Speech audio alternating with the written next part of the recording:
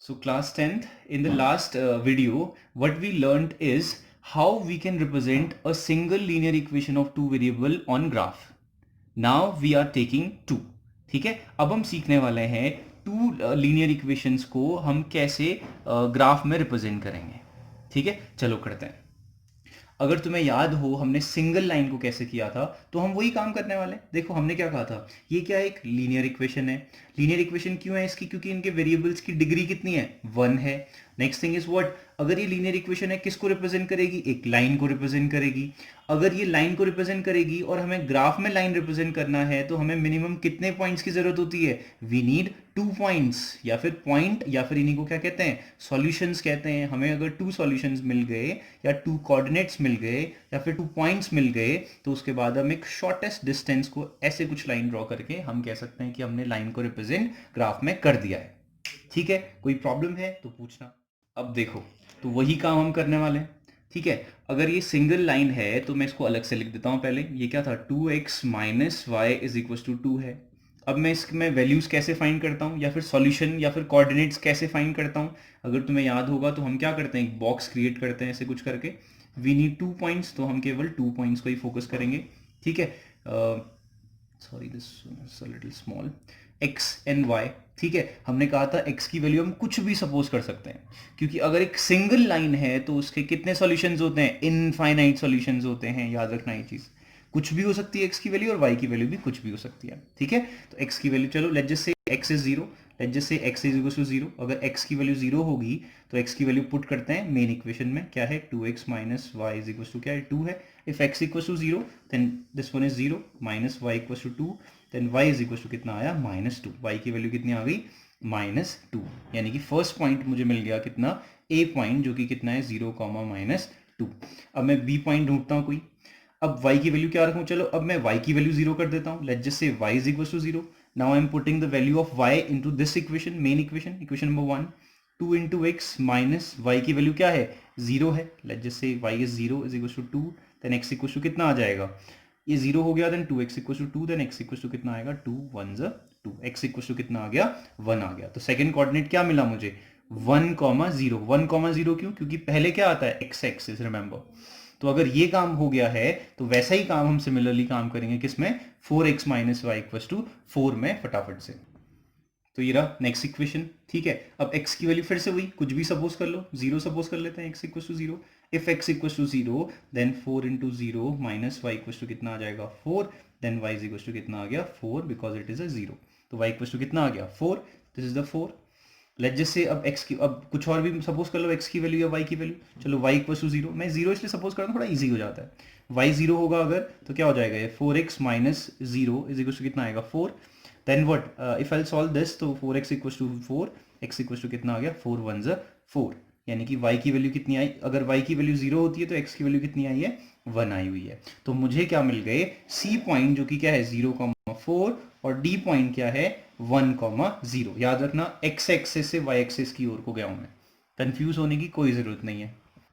Now if you know, देखो ये first equation से मुझे 2 पॉइंट्स अगर मिल गए हैं, तो यानी कि अगर मुझे 2 पॉइंट्स मिल गए हैं तो मैं क्या कर सकता हूँ, एक सिंगल लाइन ड्रॉ. ग्राफ में प्रॉपर मेजरमेंट के साथ काम करना, रिमेंबर दिस. ठीक है, अगर मैं बात करूं, दीज आर द 2 लाइंस, ये ग्राफ में हो रहा है, ग्राफ में काम हो रहा है, या फिर तुम क्या कर सकते हो, फेयर कॉपी में भी अगर करते हो, एक प्रॉपर मेजरमेंट के साथ काम करना. This is x axis, this one is y axis, this one is 0, x axis की पॉजिटिव साइड, एक्स की नेगेटिव साइड, वाई एक्सिस की पॉजिटिव साइड, वाई एक्सिस की नेगेटिव साइड. देखो फर्स्ट इक्वेशन से ये दो निकले, तो फर्स्ट इक्वेशन को रिप्रेजेंट करने के लिए मुझे ये 2 पॉइंट की जरूरत है, ए और बी. चलो करते हैं. देखो पहले थोड़ा मैं, हाँ ये तो लिखा ही नहीं ना, 1 2, ये मेजरमेंट क्या होना चाहिए, बिल्कुल एक्यूरेट होना चाहिए. 3 4 5, देन -1 -2, देन -1 -2 -3 -4. ओके, ऊपर क्या होगा, 1, then 2, then 3, then 4. This is it. चलो आगे रिप्रेजेंट करते हैं ध्यान से. Complete focus, I need your complete focus है. ए की वैल्यू क्या है, 0, -2. ए पॉइंट है 0, -2, यानी कि एक्स एक्सिस में 0. ठीक है, वाई एक्सिस में क्या है, -2. -2 कहाँ है, वाई एक्सिस ये रहा, वाई एक्सिस में -2, तो ये रहा फिर. This is it, I got the point A, ये रहा मेरे पास ए पॉइंट. ठीक है, बी पॉइंट को है 1, 0, एक्स एक्सिस में 1, ये रहा 1. y एक्सिस में 0, तो 1,0 is this one is A B. यानी कि अगर मैं स्केल से अगर मैं लाइन ज्वाइन करूं तो ये 2 पॉइंट्स को ज्वाइन करूं तो I will get the line like this, right, ये रहा। Next is C comma D, C comma D represent करना है। सी की वैल्यू क्या है 0,4, where is 0, C 0, x axis में 0, एक्स एक्सिस में 0, 4 का है, ये रहा 4, दिस इज इट। और डी पॉइंट का है 1,0, एक्स एक्सिस में 1, एक्स एक्सिस में 1 कहाँ पे है, ये रहा, ठीक है। और ये 0 कहाँ है, ये 1,0, ठीक है, वाई एक्सिस में 0 यही हुआ। अब इसे भी अगर मैं ज्वाइन करूंगा तो I will get this line,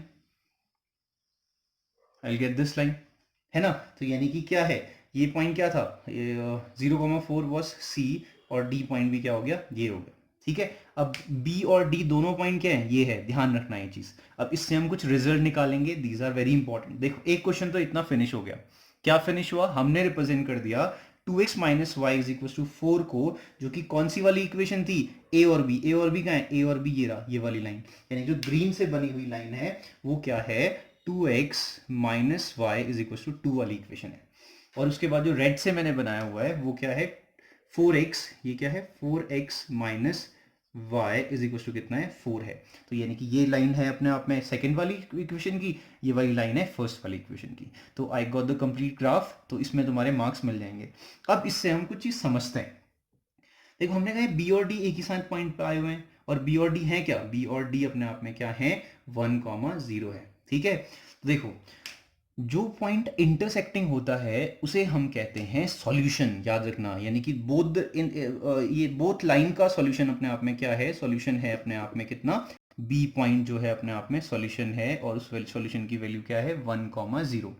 अभी ध्यान रखो जो इंटरसेक्टिंग पॉइंट है वही उसका उन दोनों इक्वेशंस का क्या है सॉल्यूशन है, रिमेंबर दिस, ठीक है। चलो आगे बढ़ते हैं। चलो अभी एक सिंपल सा क्वेश्चन है, अगर मैं बात करूं कि मैं दो लाइन मेरे पास है, एक लाइन ये है और एक लाइन ये है, मैं इन दोनों लाइंस को कितने वे में रिप्रेजेंट कर सकता हूं, यानी कि इनका बिहेवियर क्या है उसकी बात करने वाला हूं मैं। चलो देखो, एक बार तो ये दोनों लाइन ऐसी हो सकती हैं कि ये दोनों क्या हो, कभी ना मिले, जो कभी नहीं मिलती है उन्हें क्या कहते हैं, पैरेलल लाइंस, एग्जैक्टली, है ना।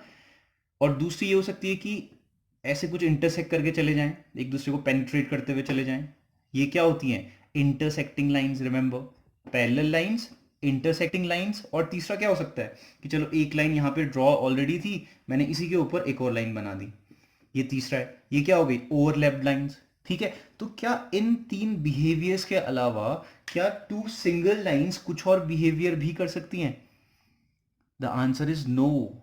ये तीन ही बिहेवियर हो सकते हैं कि नहीं दो स्ट्रेट लाइन का, और दोनों लाइन के बीच में कुछ रिलेशन अगर दिखाना चाहें तो हम, इसके अलावा कुछ नहीं हो सकता है।